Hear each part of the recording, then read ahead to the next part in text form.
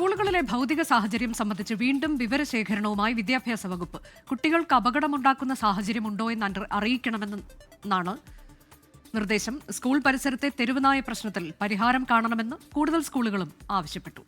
അരുൺ രാജ് വിശദാംശങ്ങളുമായി. അരുൺ രാജ്, പല അപകടങ്ങളും മരണങ്ങളും ഒക്കെ സംഭവിക്കുന്ന സാഹചര്യത്തിൽ കൂടിയാണോ ഇങ്ങനെയൊരു നീക്കത്തിലേക്ക് വീണ്ടും വിദ്യാഭ്യാസ വകുപ്പ് കടക്കുന്നത്?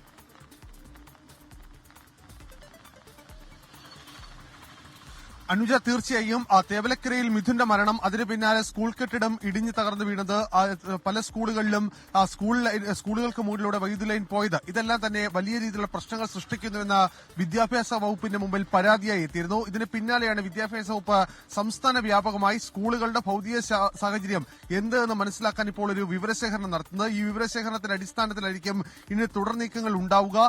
കൂടുതൽ സ്കൂളുകളും ഇക്കാര്യത്തിൽ ആവശ്യപ്പെട്ടത് ഈ തെരുവുനായ ശല്യമാണ്. കുട്ടികൾ സ്കൂളിലേക്ക് വരുന്ന വഴിയിലും സ്കൂൾ പരിസരത്തും തെരുവുനായ ശല്യം രൂക്ഷമാണ്. ഇത് കൂടുതൽ അപകടകരമായ സ്ഥിതിയിലേക്ക് പോകുന്നു എന്നുള്ളതാണ് ഈ 90% സ്കൂളുകളും നൽകിയ നിർദ്ദേശത്തിൽ പറയുന്നത്. ഇതിലൊരു പരിഹാരം കാണണം എന്നുള്ളത് സർക്കാരിന്റെ മുമ്പിലേക്കും വിദ്യാഭ്യാസ വകുപ്പിന്റെ മുന്നിലേക്കും ഇത് വെച്ചിട്ടുണ്ട്.